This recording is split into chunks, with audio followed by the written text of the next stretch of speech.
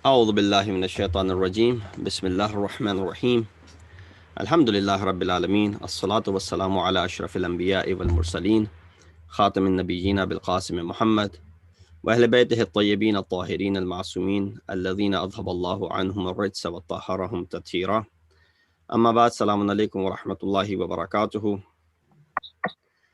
Inshallah, we will be starting with the Eisal-e-Thawab Majlis for Marhum Sayyid Hasan Raza Rizvi. And before we begin, I just have a couple of announcements. Inshallah, following this Majlis tonight, at the conclusion of this Majlis, there is another Eisal-e-Thawab Majlis for Marhum Sayyid Asghar Hadi Sadiq. That Majlis will start at 7:30 p.m. and you can again, view this Majlis live on Masjid-e-Ali's YouTube channel, just like you can view this Majlis on the Masjid-e-Ali YouTube channel. Inshallah, we'll start with the recitation of Surah Yasin. For that, I would like to request Brother Ghulam Haider to go ahead and start us off.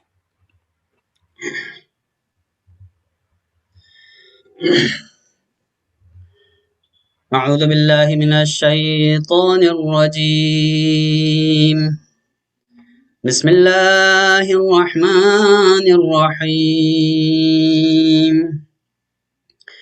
Yasin صلى الله عليه وآله وسلم والقرآن الحكيم إنك لمن المرسلين على صراط مستقيم تنزيل العزيز الرحيم لتنذر قوما ما أنذر آباؤهم فهم غافلون لقد حق القول على أكثرهم فهم لا يؤمنون إنا جعلنا في أعناقهم أغلالا فهي إلى الأذقان فهم مقمحون وجعلنا من بين أيديهم سدا ومن خلفهم سدا فأغشيناهم فهم لا يبصرون وسواء عليهم أأنذرتهم أم لم تنذرهم لا يؤمنون إنما تنذر من اتبع الذكر وخشي الرحمن بالغيب فبشره بمغفرة وأجر كريم إنا نحن نحيي الموتى ونكتب ما قدموا وآثارهم وكل شيء أحصيناه في إمام مبين واضرب لهم مثلا أصحاب القرية إذ جاءها المرسلون إذ أرسلنا إليهم اثنين فكذبوهما فعززنا بثالث فقالوا إنا إليكم مرسلون قالوا ما أنتم إلا بشر مثلنا وما أنزل الرحمن من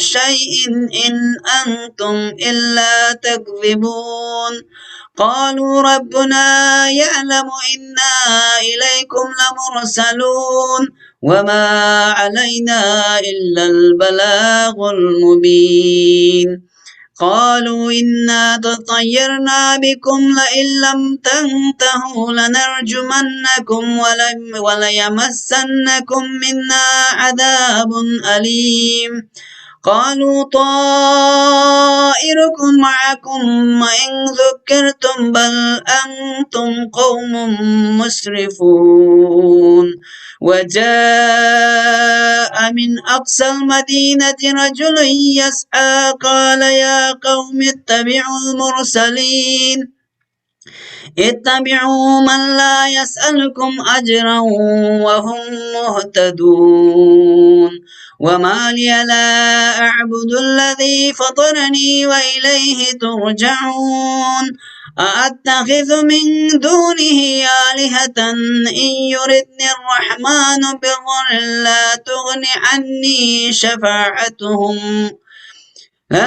عني شفاعتهم شيئا ولا ينقذون إني إذا لفي ضلال مبين إني آمنت بربكم فاسمعون قيل ادخل الجنة قال يا ليت قومي يعلمون بما غفر لي ربي وجعلني من المكرمين وما أنزلنا على قومه من بعده من جند من السماء وما كنا منزلين إن كانت إلا صيحة واحدة فإذا هم خامدون يا حسرة على العباد ما يأتيهم من رسول إلا كانوا به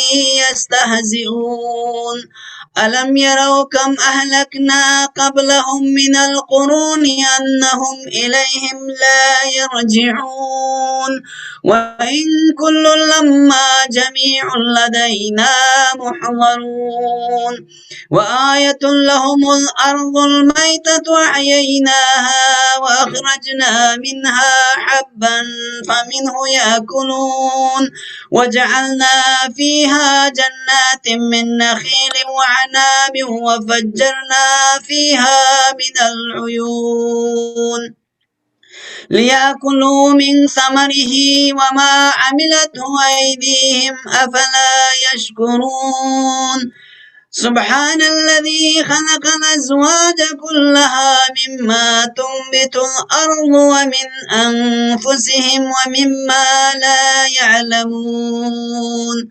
وآية لهم الليل نسلخ منه النهار فإذا هم مظلمون والشمس تجري لمستقر لها ذلك تقدير العزيز العليم والقمر قدرناه منازل حتى عاد كالعرجون القديم لا الشمس ينبغي لها أن تدرك القمر ولا الليل سابق النهار وكل في فلك يسبحون وآية لهم أنا حملنا ذريتهم في الفلك المشحون وخلقنا لهم من مثله ما يركبون وإن نشأ نغرقهم فلا صريخ لهم ولا هم ينقذون إلا رحمة منا ومتاعا إلى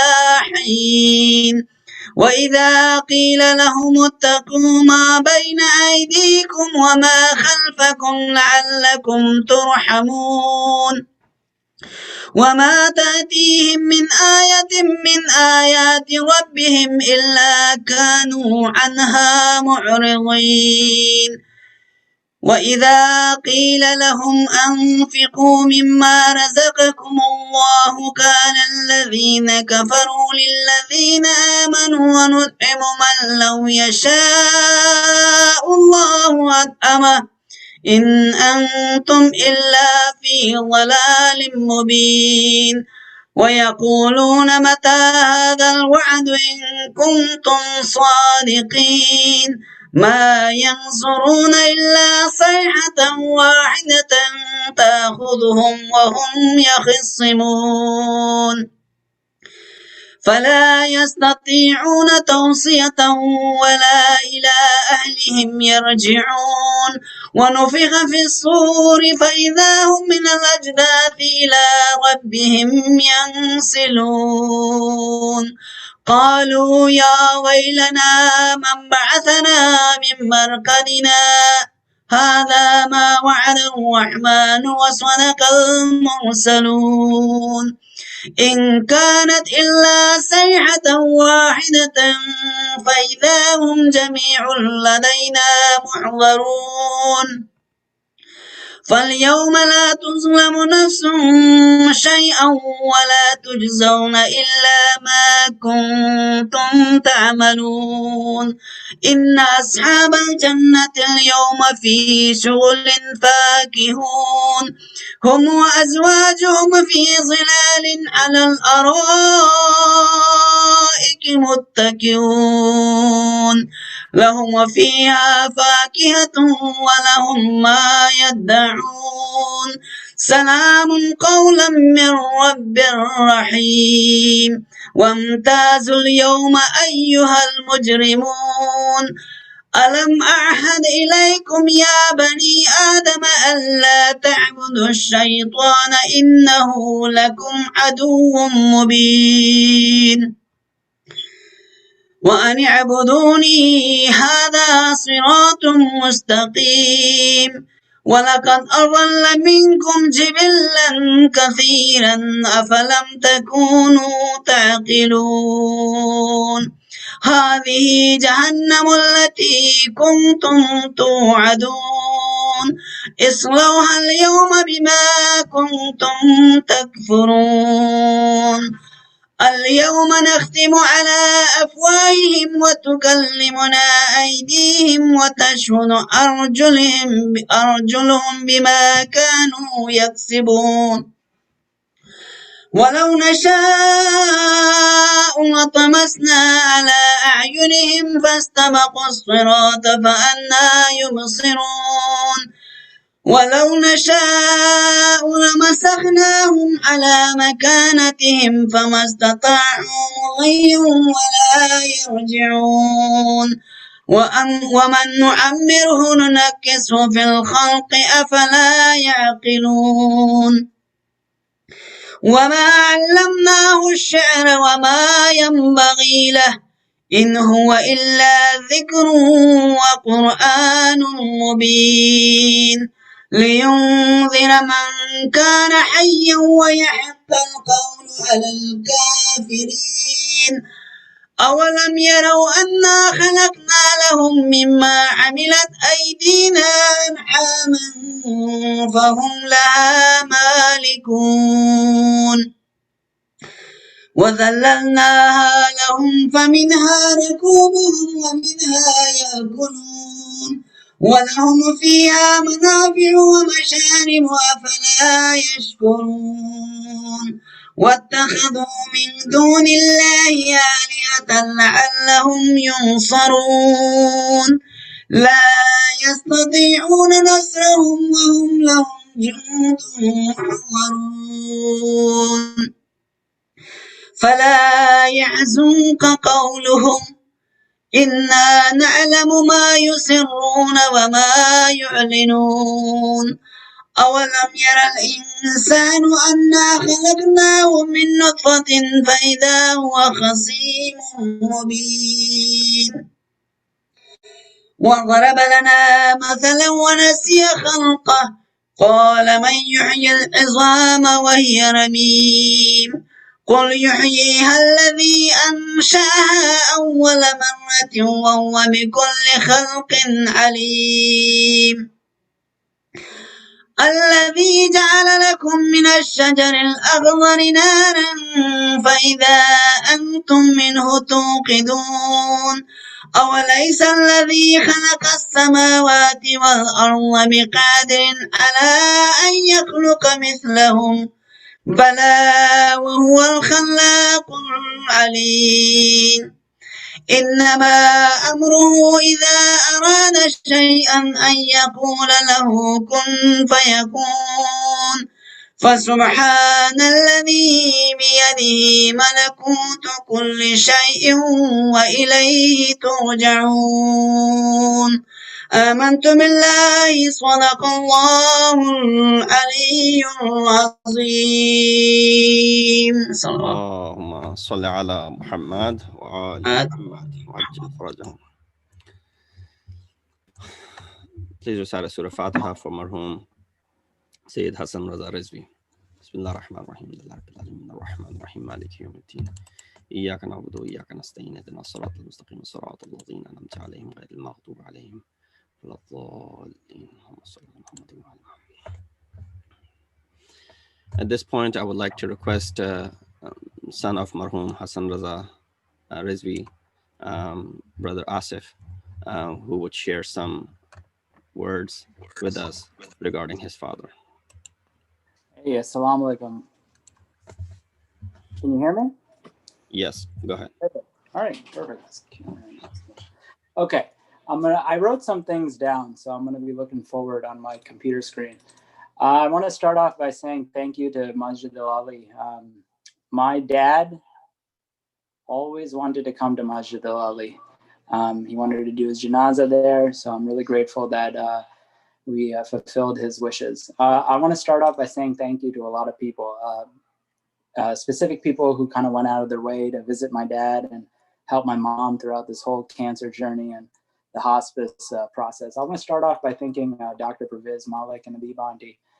Dr. Malik really helped me out when my dad had spinal decompression surgery and giving a lot of great medical advice. And Adib Auntie has really been a great friend to my mom throughout this throughout the cancer process for my father. I want to thank Dr. Yusuf Khan and Roxana Khan. They came and visited my dad, and were another great resource for healthcare information. I want to thank Azranti and Zain Uncle. They were consistently calling my dad and bringing over food and just being really, really great friends. And Azranti has been a really great friend to my mom throughout my dad's cancer journey. And I also want to thank Yasin Auntie and Uncle Talib. Super, super helpful, really great friends to my mom and dad, and really helped with everything, even towards the end. I want to also thank Maulana Talmiz. He was my former Quran teacher when I was a little kid. He was just such a nice person to call and talk to, and I encouraged my dad to talk to him, and he kept in touch with my dad towards pretty much the end of his life. So thank you, Maulana Talmiz. I want to thank Imam Chibli from ISCJ. He came to our house in August, right when my dad got put on hospice. I want to thank Imam Suhaib Sultan from Princeton Muslim Life Program and his wife Arshi for all of their words of encouragement. And I want to thank Mufti Suleiman from ICMC Lawrenceville Masjid for all of his words of encouragement as well. And I want to give a really, really big extended thank you to my father's extended family from Long Island, who really went out of their way to help with the janaza process. And we had a majlis yesterday in our house. So thank you, thank you, thank you. I want to just share some really positive memories that with me and my dad, in terms of relating to Islam. At a young age, my dad always took me to Majlis. He took me to, I think, one of the first jaluses I saw in New York City when we were in Pakistan, in Nazimabad. My dad would be the first one out distributing sarbat to people during Marhum and everything. And, I can't forget all the times I went to Delran with him, or Beth al-Qiyam during Muharram. And my dad loved Shami kebabs, and all those great Shami kebabs we used to get with naan after a majlis. So my dad loved Islam. He was an Ali Mullah. He always said that. He said that to the end of the day, when he couldn't walk up the stairs, when he couldn't stand up from his chair, he would always say, like, Ya Ali, Ya Ali, Ya Ali. And I love my dad, and he loved Islam. I want to just take a few minutes to just talk about talk to the young people who are watching, people like me. I have no brothers and sisters. I work in healthcare, but I had no experience towards hospice. I'm going to give my email right now. It's Asif Rizvi, ASIFRizviOT. That's O like owl, T like turtle. So asifrizviot@gmail.com.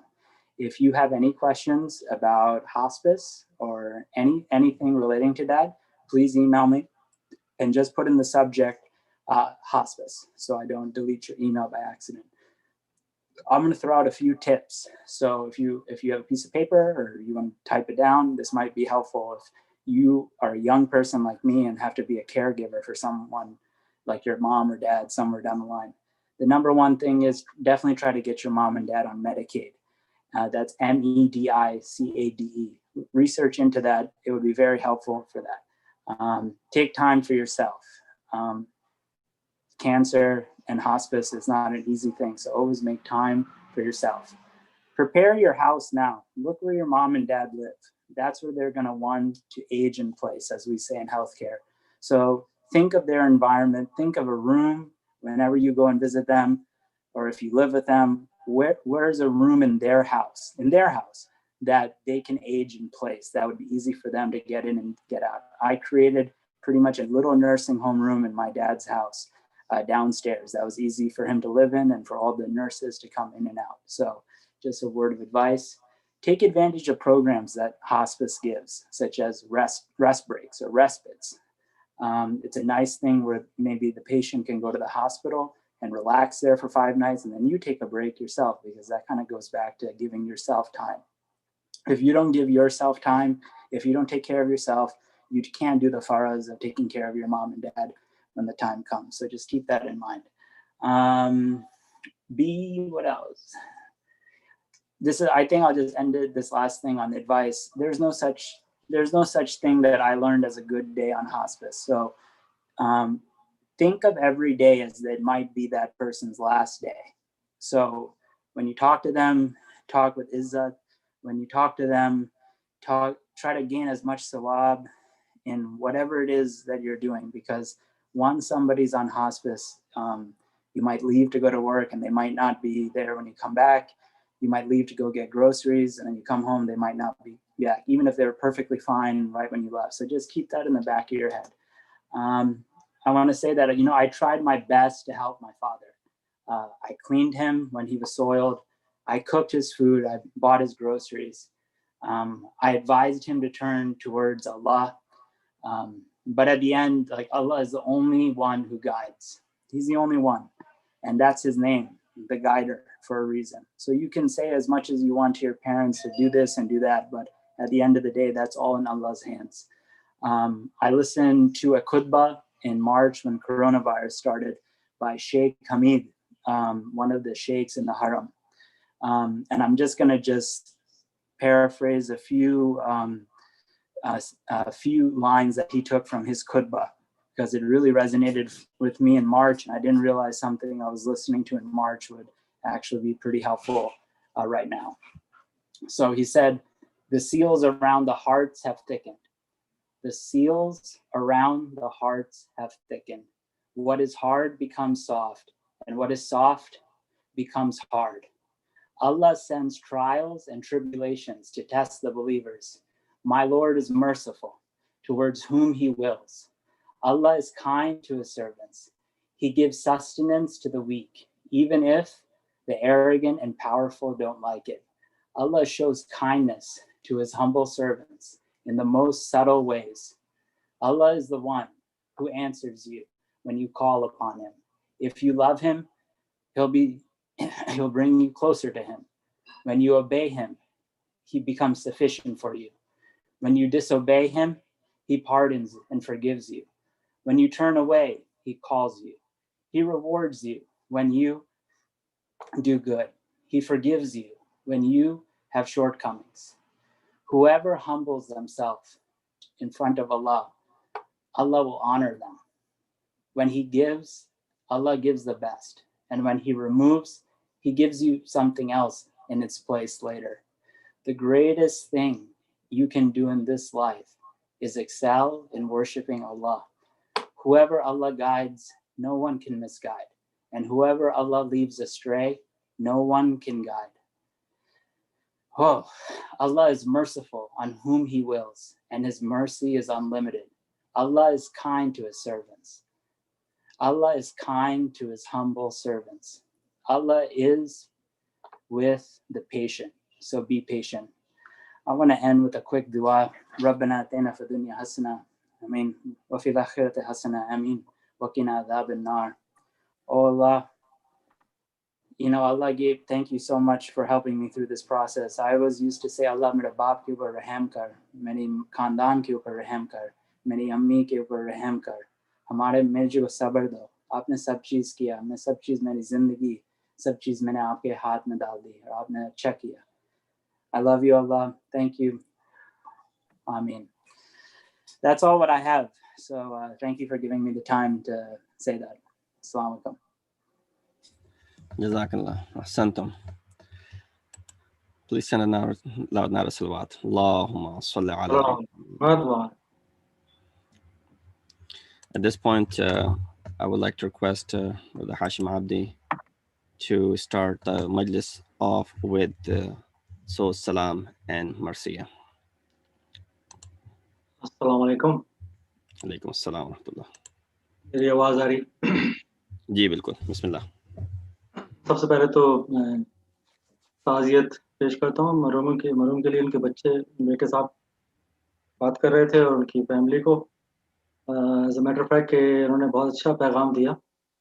Usually इस मौके पर इतना compose रहना और अपने वालिद की वफ़ात के टाइम पे और इतना अच्छा पैगाम कौम की बेहतरी के लिए बेशक बहुत अच्छा था। मैं चाहता हूँ मौलाना साहब अगर आप इस पे ہم مزید بھی جو فیوچر میں جو انہوں نے جس طرح توجہ دلائی ہے اس پہ کام کریں تو بڑا اچھا رہے گا.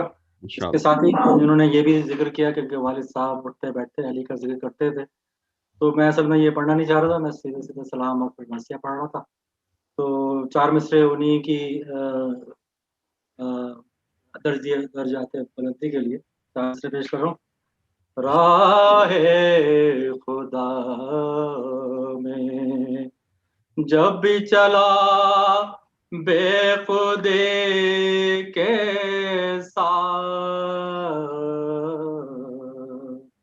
راہ خدا میں جب بھی چلا بے خودی کے ساتھ،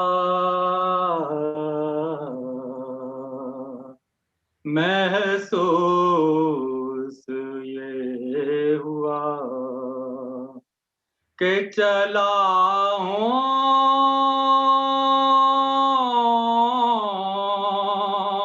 علی کے ساتھ.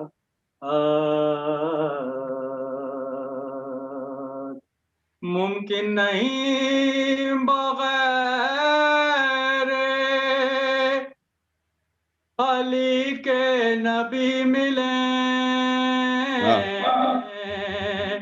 ممکن نہیں بغیر نبی علی کے نبی ملیں. ہر قدم پہ جب کہ علی تھے نبی کے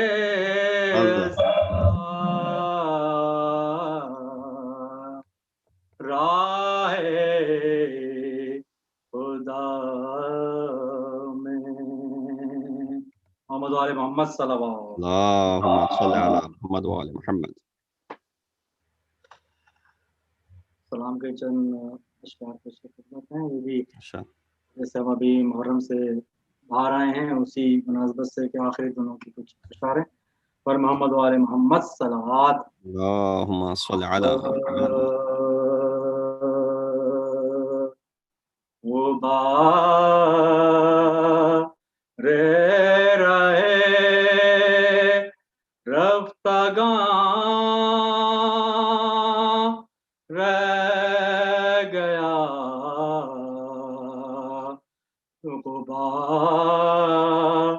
رہے رفتگاں رہ گیا، تصور میں کارواں رہ گیا، انوکھی رہی دعوت نینوا، انوکھی رہی دعوت نینوا، ہر ایک تشنہ لب مہمان رہ گیا، او رہے بیاباں سے جنت بنی کربلا، بیاباں سے جنت بنی کربلا، مدینے میں خالی مقام رہ گیا، مدینے میں خالی مکان رہ گیا، نہ پھر باغ زہرا میں آئی بار، نہ پھر باغ زہرا میں آئی بار، زمانے میں ذکر خزاں رہ گیا زمانے میں ذکر خزاں رہ گیا مدینہ کہاں اور کہاں کربلا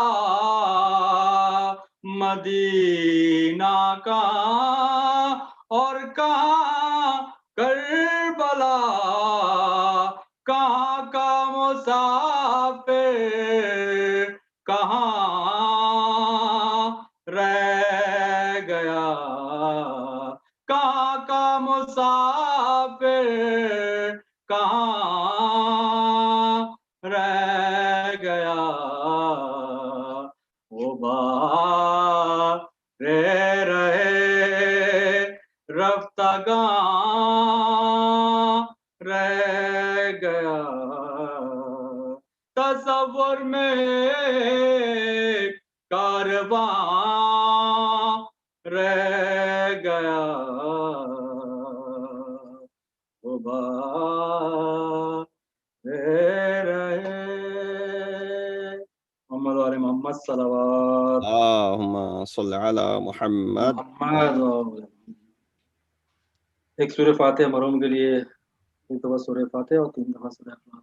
بسم اللہ الرحمن الرحیم الحمد للہ رب العالمین الرحمن الرحیم استعین اهدنا الصراط المستقیم صراط الذین انعمت علیہم بسم اللہ الرحمن الرحیم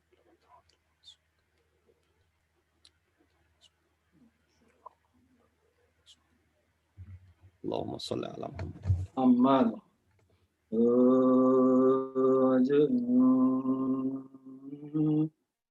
آج شبیر پہ کیا عالم تنہائی ہے ظلم پہ ظلم کی چاند پہ زہرا کے گھٹا چھائی ہے اس طرف لشکر آدھا میں سفر آئی ہے یا نہ بیٹا نہ بھتیجا نہ کوئی بھائی ہے یا نہ بیٹا نہ بھتیجا نہ کوئی بھائی ہے بچیاں کھاتے چلے آتے ہیں تلواروں میں مار لو پیاسے کو ہے شور سے تمغاروں میں مار لو پیاسے کو ہے شور سے تمغاروں میں برچھی آ کر کوئی سینے پہ لگا جاتا ہے مارتا ہے کوئی نیزہ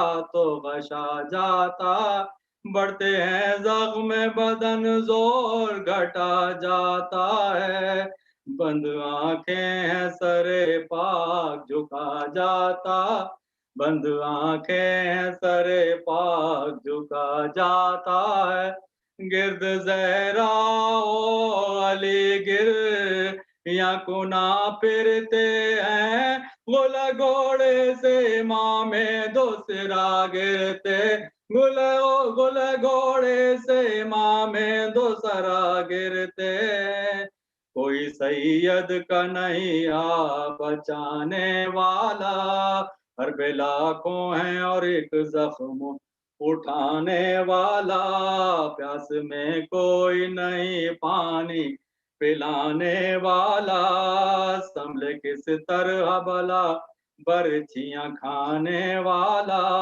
سنبھلے کس طرح بلا برچیاں کھانے والا چرخ سے آگ برستی ہے زمین جلتی ہے مر گرمی کے زباں خشک ہے لو چلتی ہے مر گرمی کے زباں خشک ہے لو چلتی ہے ابھی مولا نے سرے عجز اٹھایا نہ تھا نیزہ ایک چھاتی پہ مارا جو کسی نے نہ کہا غش میں گرنے لگے گھوڑے سے امام دیجا آئی خاتون قیامت کی صدا بسم اللہ آئی خاتون قیامت کی صدا بسم اللہ سامنے آئے علی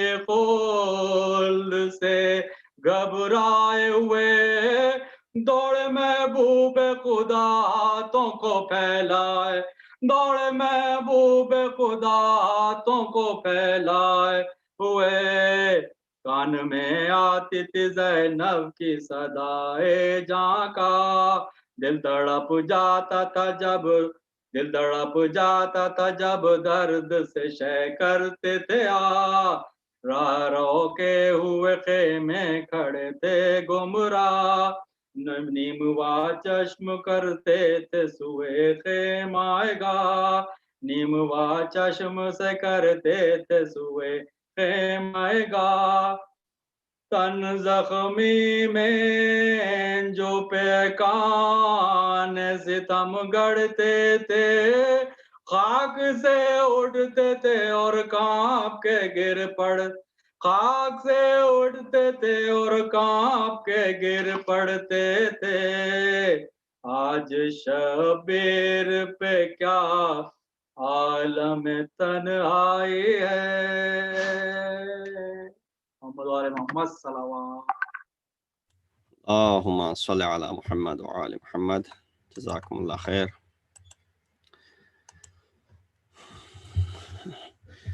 At this point, I would like to ask those who are present if anyone wants to say anything. I don't know if any of the family members would like to share. I know the son had already spoken, but if no one else, then inshallah we'll continue with the majlis. I guess not. رحم الله من قرأ سورة الفاتحة بسم الله الرحمن الرحيم الحمد لله رب العالمين الرحمن الرحيم مالك يوم الدين إياك نعبد وإياك نستعين اهدنا الصراط المستقيم صراط الذين أنعمت عليهم غير المغضوب عليهم ولا الضالين صلى على محمد وعلى آله.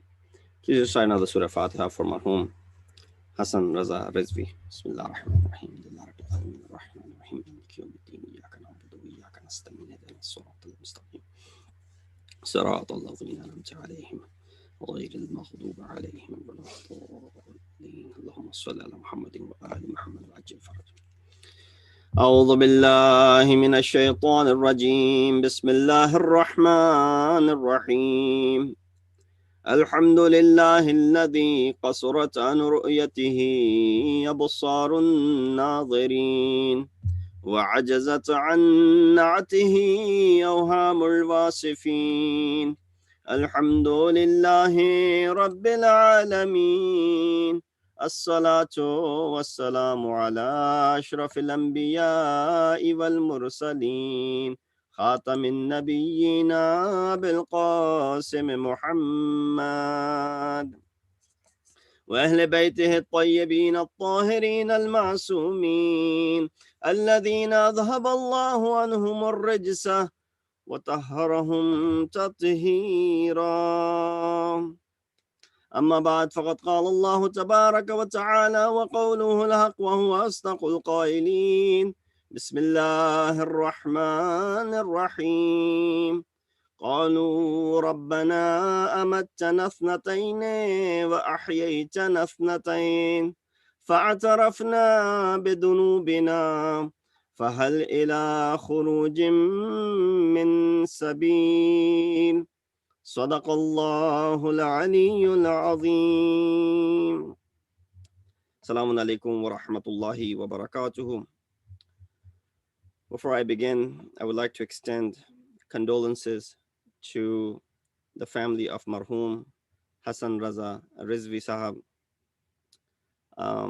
as his son, brother Asif Rizvi, spoke very eloquently, talking about his father and some of his sifat and features and some of his habits, especially in the waning days of his life, last few months or last couple of years, and all of those people who took part in providing comfort. And a very important concept that he highlighted, which is worth repeating and mentioning, and has to be told over and over, as to how at this time when a person knows. Now, of course, all of us know that one day everyone has to depart. But for someone, this concept has become so clear that any day, um, while they're on hospice, would be their last day. Any day could be their last day. Just imagine living and spending your life in that concept. And then to have certain people around you who can check up on you, who can call you, who can talk to you, who can speak to you. I think that means the world to those individuals who are going through this difficult time in their life. Of course, we can only provide comfort to an extent. And at this point, a person who is departing, a person who is counting his days or her days, in this case, Marhum Hasan Raza Rizvi, who spent last couple of years and a few months, especially in this way, where there were certain individuals, as Brother Asif had mentioned, including Mullah Tilmiz, who used to call him, speak to him. He had requested to, have a conversation with him because he didn't have many people to speak to. I think that goes a long way. And it doesn't always have to be provided by financial means or taking care of someone financially or anything of that sort. I think what really matters sometimes is just having spent few moments with an individual. One of the recommendations in the kalam of the Holy Prophet Hazrat Muhammad Mustafa sallallahu alaihi wa alihi wasallam is in reference to yatim, the orphans. Now, all of us, I'm sure many of us have done something to take care of the orphans around the world. There are so many opportunities that knock on our door, so many places where we can donate. I'm sure many of us have donated. But one of the scholars questioned, said, how many of you can say that you have actually sat down with orphans and have spoken to them, have spent quality time with them, have spent time with them as a fatherly figure, which they are missing. From a very young age, they're deprived of a fatherly figure. Yes, financially, wealth can buy them a shelter, place they can live, food, and put clothes on their bodies. But what's beyond all of this, anyone can do that. Anyone who has money could do that. But what's more important than all of this is the ability to sit down with them, to talk to them, to relieve some of the pains that they have in their hearts. The stories and the horror stories of losing the father at a very young age. Riwayat of the Prophet mentioned that when a person places his hand on the head of a yatim child, all the hair that he passes through or touches beneath his hand, when he places his hand on his head, out of shafqat, out of mercy, Allah subhanahu wa ta'ala grants him reward of the same amount of hair that he has touched. That's just an incentive. But here we understand what Islam is trying to inculcate when it comes to taking care of others in our surrounding. I don't want to take too much of your time. Tonight's Eisal-e-Thawab Majlis, one of the reasons we hold these majalis, and this majlis is called Eisal-e-Thawab, which means conveying the reward.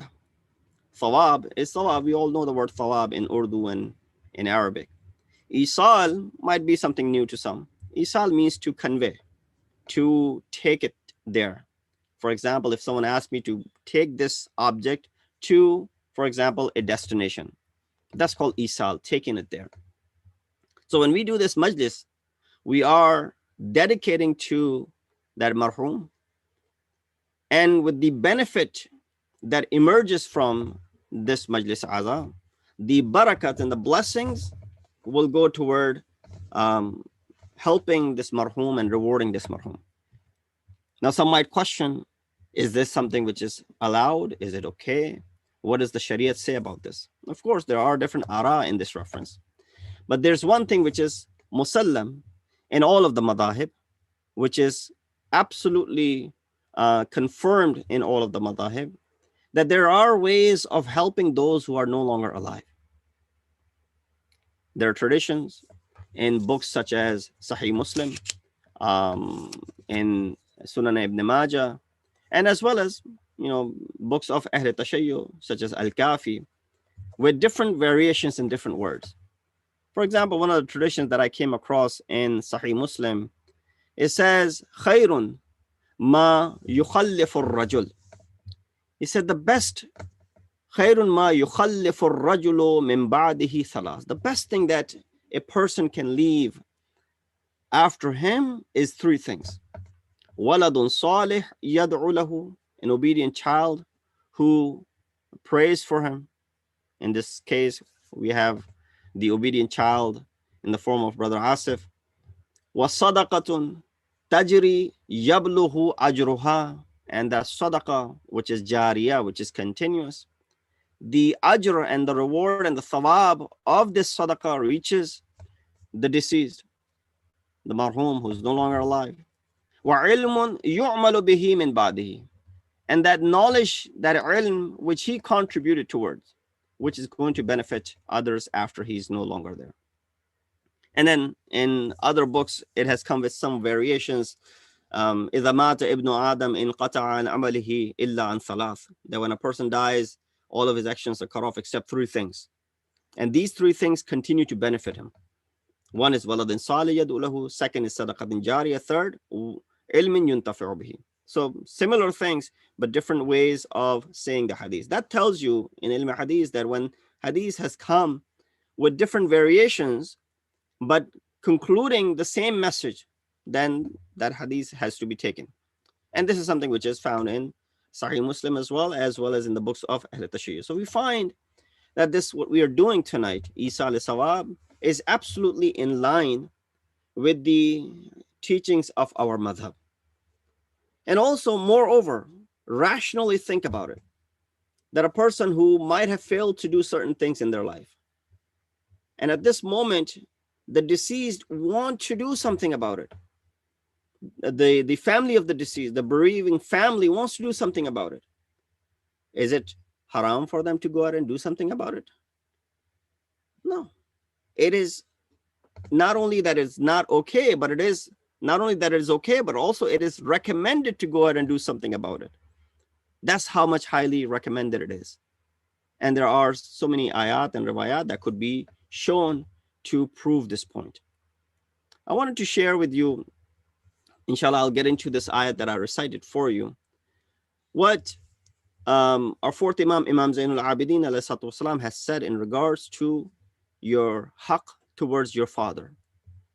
Imam very eloquently says, وَأَمَّا حَقُّ أَبِيكَ, and the right of your father. فَتَعْلَمْ أَنَّهُ أَصْلُكَ وَعَنَّكَ فَرْعُهُ. Know that he is your root and you are his branch. So the concept of asl and far, usul-din and furu'-din. And then Imam says, وَأَنَّكَ لَوْلَاهُ لَمْ تَكُنْ فَمَهْمَا رَأَيْتَ فِي نَفْسِكَ مِمَّا يُعْجِبُكَ فَاعْلَمْ أَنَّ أَبَاكَ أَصْلُ النِّعْمَةِ عَلَيْكَ فِيهِ وَاحْمِدِ اللَّهِ وَاشْكُرْهُ عَلَى قَدْرِ ذَلِكَ وَلَا قُوَّةَ إِلَّا بِاللَّهِ. It's in the right of your father that you should know that he is your root and you are his branch. And without him, you would not be. Simple as that. If it wasn't for him, if it wasn't for your father, if your father was not there, then you cease to exist. Allah subhanahu wa ta'ala placed you in his soul, in his progeny. Whenever you see anything in yourself which pleases you, for example, you have achieved some sort of maqam, some sort of a status, a place where people pay respect to you. So if you see anything, whenever you see anything in yourself which pleases you, you should know that your father is the root of its blessings upon you. He's the reason that you have this which is pleasing you, and of course, which is gaining so much attention from people around you. So praise God and thank him in recognition of that, because a lot of people don't even recognize that.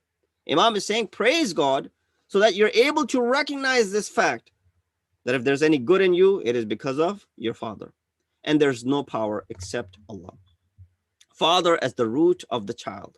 What is it that Imam ﷺ is saying over here? Imam Sajjad points out the most fundamental cause-effect relationship between a father and his child. This scientific and philosophical principle states that the father is the root of the child. Nobody can deny that. Or the cause of the existence of the child. Of course, Allah is the one who gives life and death. But Allah uses these natural means for the progress of humanity. Otherwise, all of us would have been given the miracles and abilities, which is extraordinary, to do things without having worked for it. No, Allah uses these cause and effects so that we attain that status. Were it not for the existence of the father, the child would not exist.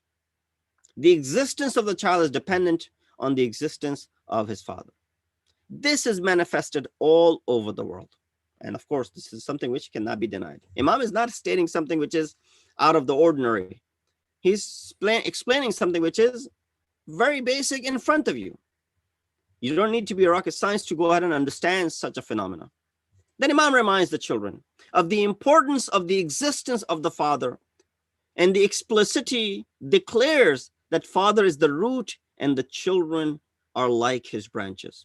You see a firmly rooted tree in the ground and the branches that stick out of that firmly rooted tree.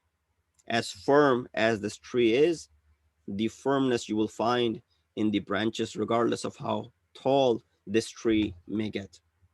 Thus, whenever, and whatever is manifested in the child has its roots in the existence of his father. Another important issue is that once a child is born, he starts to grow up and continues his development, while his father may have already completed his growth or maybe is near the completion of it as well. Therefore, it is always the cause that as the child is flourishing and becoming strong and stronger day by day, what's happening to the father? Father is getting weaker and weaker every day. The child who realizes that he is getting stronger than his father might become too proud of himself. I have this ability, my dad does not. If he starts to feel superior, and it is possible, sometimes fathers were ordinary people, children excelled in sciences, in knowledge, and became someone. Many of these international figures that you see, and those who have attained Nobel Prizes, for example, became head of states, for example. We know about their parents because it's a common knowledge nowadays, but they may not have been over there. Their fathers and their mothers are recognized through their children. So it is possible with us as well, that a time comes that this is a natural process, that they are getting weak and we are getting strong. As we start to get strong, and there's this might and there's this power in us, which is lacking in our parents or our father, especially here in this scenario that Imam Sajjad is speaking. Things that you're able to do, things that you're able to lift, things that you're able to carry, because he's too old now, can't do that. You start feeling superior. If he starts to feel superior to his father, Imam says, he might forget to respect his father, or even go to the extent to disrespect him. Imam Sajjad advises the children to remember that their father is the root of whatever excellent qualities that they may have, and they feel this way.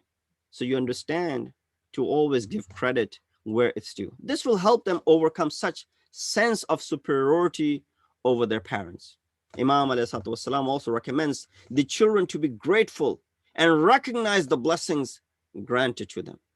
Hence, they will be responsible children and fulfill all their duties regarding their father. This way, they will also be saved from the harms they might experience in case their parents disown them, which is actually one of the worst of the calamities, to be disowned by your parents. There are riwayat which will give you goosebumps just reading them, that if a child is disowned by the father or disowned by the mother, that person will not even smell the fragrance of heaven and paradise.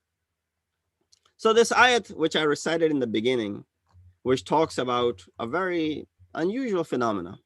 They will say, our Lord, twice did you make us die, and twice did you give us life. We admit our sins. Is there a way out from this plight? Surah Ghafir, Surah Mu'min, chapter 40, ayat number 11. قالوا ربنا أمتنا اثنتين وأحييتنا اثنتين فاعترفنا بذنوبنا فهل إلى خروج من سبيل. That you gave us death twice and you gave us life twice. And we admit our sins. There comes a point when a person gives in, he says, okay, yes, I give in, I admit I have committed this, I have done this. So what does it mean by two deaths and two births in this ayat number 11 of chapter 40? Surah number 40, ayat number 11. Two deaths, as mentioned by the Mufassirin. One is end of your worldly life, and second is the end of the purgatorial life, which is your barzakh, barzakhi zindagi. So the one is hayat dunyavi, is dunya ki zindagi, or dusri barzakh ki zindagi. When both of these lives come to an end, these are the two deaths that are being referred to over here. And then the same with two births. When we are raised in barzakh, when we leave this world, and we're raised in barzakh. And second, rising in qayamat, when we are then brought back. And there's so many ayat that talk about yub'athu man fil qubur, for example, and the day that we will resurrect them and the day that they will rise. So these are referring to the two births. When a person dies, he gains a life in the form of the life of barzakh. Yes. Unfortunately, we look at the life as, or the death as rather, something which we weep and we cry over. And that's a natural thing because of the attachment that you may have with the person. But in fact, it's it's a glad tidings toward this life of barzakh, as mentioned about the martyrs, that وَلَا تَحْسَبَنَّ الَّذِينَ قُتِلُوا فِي سَبِيلِ اللَّهِ أَمْوَاتًا بَلْ أَحْيَاءٌ عِنْدَ رَبِّهِمْ يُرْزَقُونَ.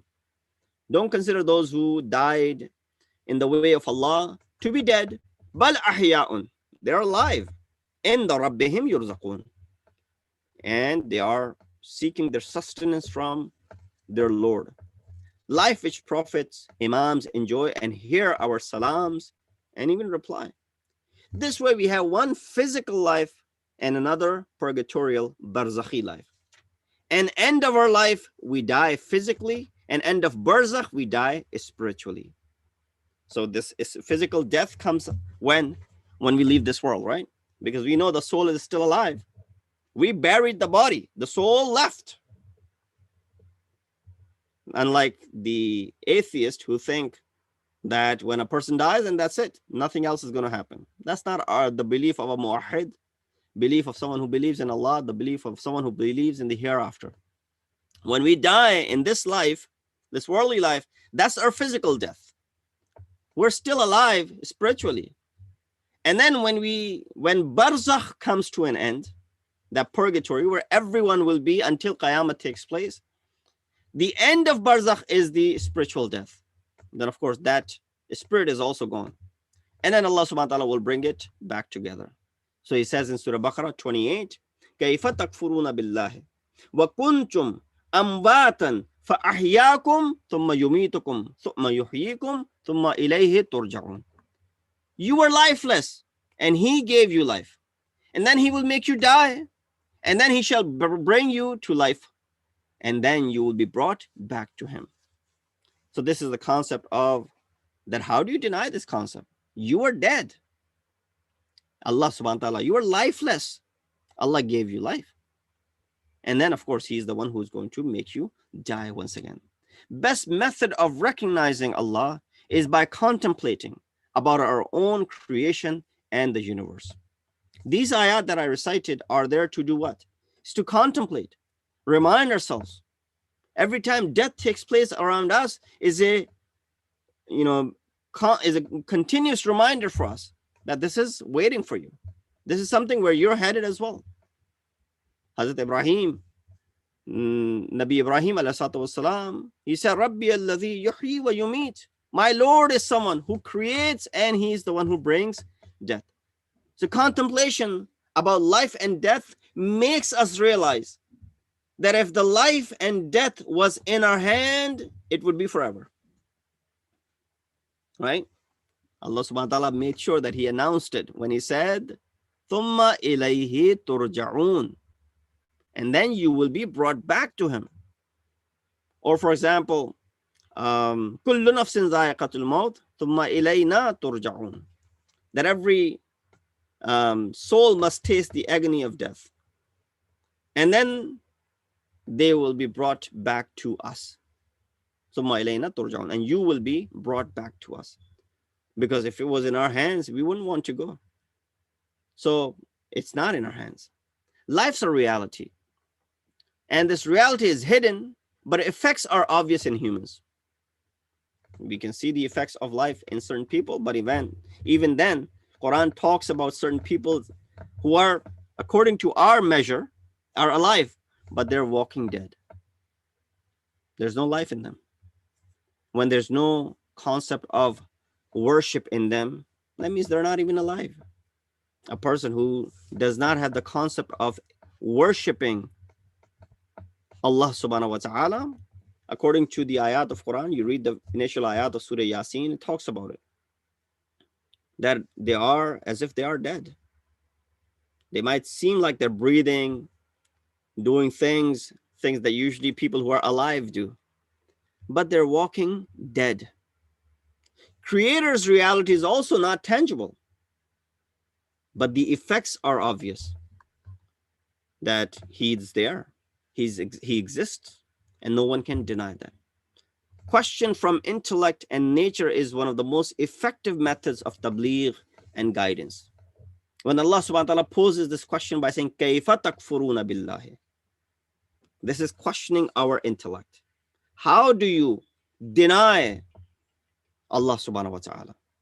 Contemplating in the changes in life and death are the best methods of proving the wujud of Allah subhanahu wa ta'ala. Kuntum amwatan. You did not exist. Or as it mentions in Surah Dahr, هل أتى على الإنسان حين من الدهر لم يكن شيئا مذكورا. That there was a time on insan, human beings, before their creation, that you weren't even worth mentioning. A drop of liquid, which is not even worth mentioning. Third, self-recognition is the prelude to the recognition of Allah subhanahu wa ta'ala. You recognize yourself. Man arafa nafsahu faqad arafa rabbahu. You will recognize your Lord. And when you have the recognition of Allah, then that's the life which is intended for you. In the sight of Allah, aim of life and death is perfection and return to the source of perfection. ثُمَّ إِلَيْنَا تُرْجَعُونَ. You're not sent here to accomplish or defeat or to have always be in the line of those who have done greatest of the things or have gained some sort of fame. Hitler was also famous. So many other people in the history are so famous. Yazid is so famous. People know Yazid even after 14 centuries. People know Hitler even after, a century has passed. And other figures who are very well known in history. But that fact is not going to benefit them at all. Actually, it is the reason for them to be doomed of what they did. So we need to reflect, and I'm going to come towards conclusion so we understand where this is headed. People are afraid of death. Mu'min should never be afraid of death. What are some of the reasons why we're afraid? Lack of knowledge about death. Not knowing the reality of it. That makes you fearful of it. When you think that it is something which is terrible, when you die, you'll be headed toward punishment.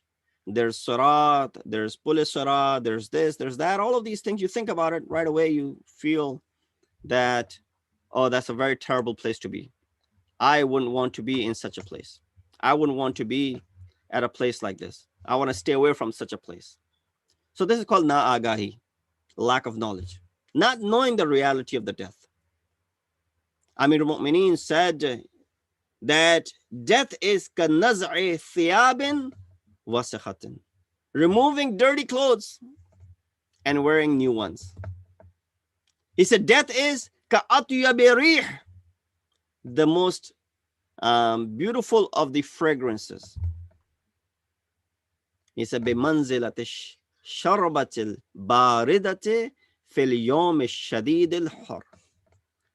Death is like having this drink of water, this cold, or not literally cold, but water which is good for your drinking purposes, on a day which is very, very hot day. You know how during the summer days you haven't drank water for a while, how you feeling? Thirsty. And then at that point someone gives you a glass of water. So that's what death is. Imam said it's like going from a smaller house to a bigger house and to a better house. Who wouldn't want to go from a smaller house to a better house? Is there anyone in this world who's going to deny this fact? So we have lack of understanding of death. When you don't understand death, that's when you make such mistakes and you're fearful of it. Ammar, one of the companions of Rasulullah, he said, when someone asked him, why do we fear leaving this world? He said, لأنكم أمرتم الدنيا وخربتم الآخرة. Because you've established your world, worldly life, and you have destroyed your akhirat. خربتم الآخرة. Who wants to go from a well-established place to a place which has been destroyed and corrupted? So that's one thing. Na'agahi, lack of recognition and lack of understanding of what death is. Number two, we are scared because we're empty-handed. Why are we scared? Because we don't have enough gas in our tank. Who's scared on the highway? A driver without any gas in the tank, or the one who has plenty, or who has a full tank? And then there's some gas in reserve as well. Again, Imam Ali says, min qillat az-zad. Tazawwadu fa inna khayra az-zadi at-taqwa. It's a lack of provision. He had the sigh, from lack of provision. He said, take provision. And provision is not these worldly, materialistic things. Tazawwadu fa inna khayra az-zadi at-taqwa. Best of provision is this taqwa. Make sure you have this taqwa to go along. And so we sometimes make judgmental mistakes. We don't know who is our real friend. Sometimes we make friends to be things and people who are not really our friends. Imam says, Sadiqu kulli imra'in aqluhu wa aduwuhu jahluhu. Your best friend is your aql, and jahl is your enemy. What is aql? Aql is something which keeps your mouth from uttering that which is haram. Aql is something which safeguards your eyes from laying a glance on the mahram, keeps you from saying and seeing everything which is not allowed for you, keeps you from writing every haq or batil. It can prevent you from causing corruption in the society. But one who speaks the truth will protect himself and the society around him. This is what the definition of aql is.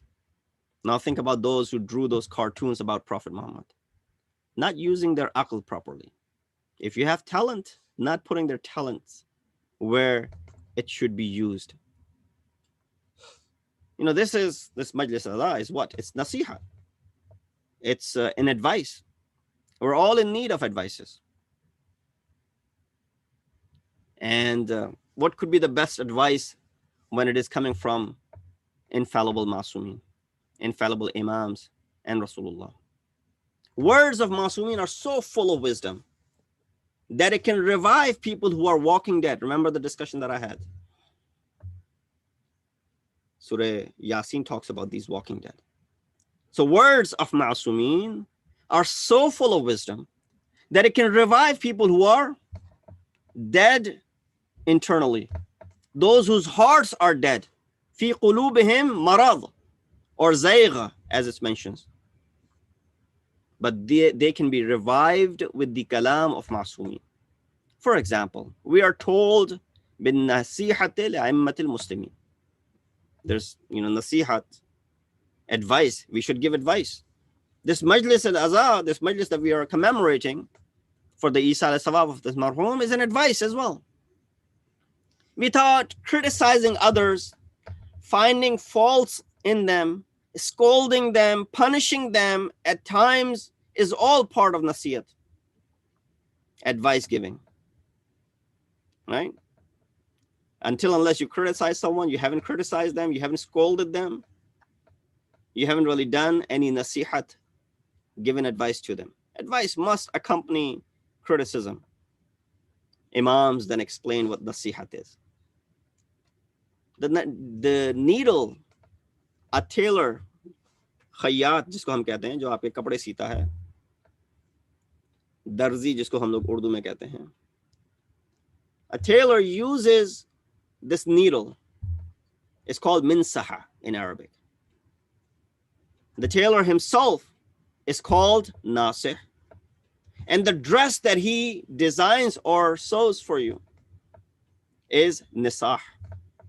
Minsaha is the needle. Nasih is the person who's designing this dress for you, designers if you want to call them today. And nisa is the dress that they have designed.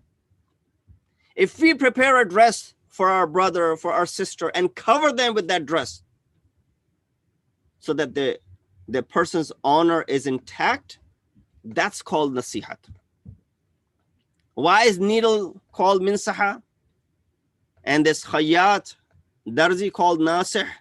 And the dress that he has designed or created called nisa? Because he protects the honor of mankind. We are ordered to give advice. If we see something bad in someone, we should inform them in private and not destroy their honor and their integrity in front of other people. This reminds me of a story of Hazrat Isa. He was with his companions, and he said to him, قال لأصحابه أرأيتم لو أن أحدكم مر بأخيه فرأى ثوبه قد انكشف عن بعض عورته أكان كاشفا عنها كلها.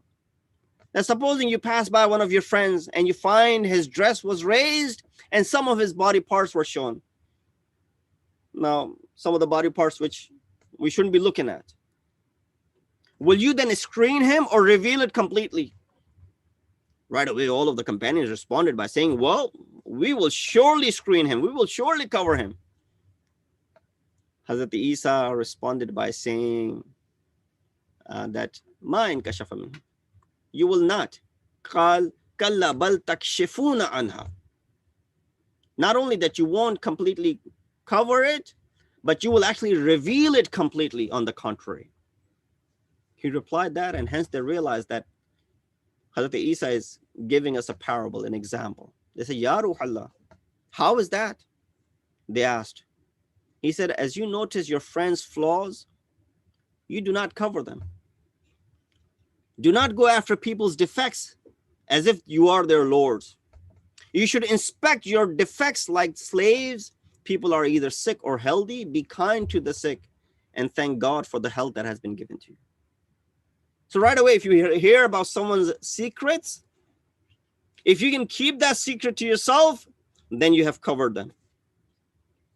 But you hit that button, forward to all, you have what? Revealed that secret and made it ayan on everyone. That's what Hazrat Isa is speaking about as far as advice is concerned. Prophet spent those 23 years of his later life in giving these advices. Words of wisdom are filled in the kalam of Rasulullah. But there come that time in the last few days of the life of Rasulullah. Amir al-Mu'mineen narrates this. Imam के कौल में ये चीज़ मिलती है. नहजुल बलागा में इमाम ये कहते हैं, अस्सलामु अलैका या रसूल अल्लाह. السلام علیک یا نبی اللہ یا ابا القاسم، اور رحلت کی طرف رسول اللہ کے بدن سے جان نکلتے وقت کی اس کیفیت کو امام بیان کر رہے ہیں. ان رأسہ لعلی صدری، ان کا سر، امیر المؤمنین کہتے ہیں کہ ان کا سر جو ہے وہ میرے پاؤں پہ رکھا ہوا تھا.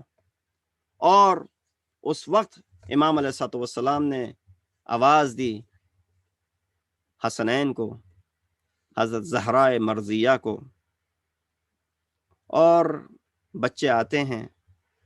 رسول اللہ وہ آخری وصیتیں کرتے ہیں اور بیان کرتے ہیں، خاص کر کے جناب زہرا کے بارے میں ایک وصیت کرتے ہیں کہ یہ میری ودیعت ہے، یہ میری امانت ہے، اس امانت کا خیال رکھنا.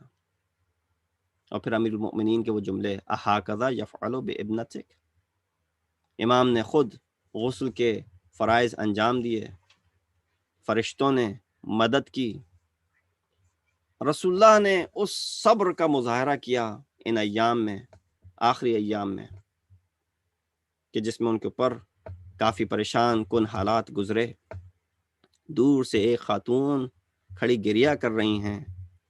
جب واپس آتے ہیں تو پوچھا کہ تم نے کس طریقے سے رسول اللہ کے اوپر خاک ڈالی ہوگی، ان کے بدن کے اوپر کس طریقے سے تم نے مٹی ڈالی ہوگی. کتنا مشکل رہا ہوگا ان کے اوپر مٹی ڈالنا. وہ شخص جو رحمتاً للعالمین بن کے آیا، وہ شخص جب اس کے اوپر مصیبتیں پڑتی تھیں تو بجائے اس کے کہ وہ لوگوں پہ نفرین کرے، ان کے اوپر بد دعا کرے ان کے لیے، وہ کہتا تھا اللہم اہد قومی فانہم لا یعلمون، اے میرے خدا میری قوم کی ہدایت کر، چونکہ وہ نہیں جانتے حق کیا ہے. جب رسول اللہ چاہتے تو وہ بدلہ لے سکتے تھے فتح مکہ کے بعد سے، جیسے کہ کچھ اصحاب چاہتے تھے کہ جنہوں نے جملہ لگایا کہ الیوم یوم الملحمہ، رسول اللہ نے کہا نہیں، الیوم یوم المرحمہ، آج بدلہ لینے کا دن نہیں ہے بلکہ آج رحمت کرنے کا دن ہے. کیوں؟ رسول اللہ رحمت للعالمین بن کے آئے ہیں، لہٰذا ان سے رحمت کے علاوہ اور کسی چیز کی توقع نہیں کی جا سکتی. یقیناً رسول اللہ کے اوپر بڑی مشکلات گزریں آخری ایام، لیکن جب رسول اللہ حسین کو دیکھتے تھے گریہ کرتے تھے. اور یہ گریہ رسول کا حسین کے حوالے سے ان کی شہادت سے 50 سال پہلے ہے کہ سن 61 ہجری میں کس طریقے سے نواس رسول کو یہ امت کربلا کے میدان میں شہید کر دے گی. وہ وقت آتا ہے امام حسین کے اوپر کہ امام اتمام حجت کرتے ہیں اور امام اپنی تلوار نیام میں رکھتے ہیں، اور اس کے بعد سے ایک ہاتف غیبی سے آواز آتی ہے یا ایتها النفس المطمئنہ ارجعی الی ربک راضیۃ مرضیہ فادخلی فی عبادی وادخلی جنتی. امام نے سر اپنا تسلیم خم کیا، امام سجدے میں گرتے ہیں. وہ آخری وقت آتا ہے، امام اب اس دنیا میں نہیں رہے. ایک دفعہ زینب ہمشیرہ حسین آتی ہیں امام سجاد کے پاس اور آ کے کہتی ہیں بیٹا سجاد تمہارے بابا نظر نہیں آتے. کہا پھوپھی اماں ذرا خیمے کا پردہ ہٹائیے. خیمے کا پردہ جو ہی ہٹایا، ایک دفعہ امام زین العابدین نے زور سے سلام کیا، السلام علیک یا ابا عبداللہ، السلام علیک یا ابن رسول اللہ. پھوپھی اماں نے پوچھا بیٹا سجاد تمہیں کیا نظر آیا؟ کہا پھوپھی اماں میرے بابا کا سر نیزے پہ بلند ہے. الا لعنۃ اللہ القوم الظالمین وسيعلم الذين ظلموا أي منقلب ينقلبون إنا لله وإنا إليه راجعون. خداوند متعال سے دعا گو ہیں کہ اس قلیل سی عبادت قبول فرما.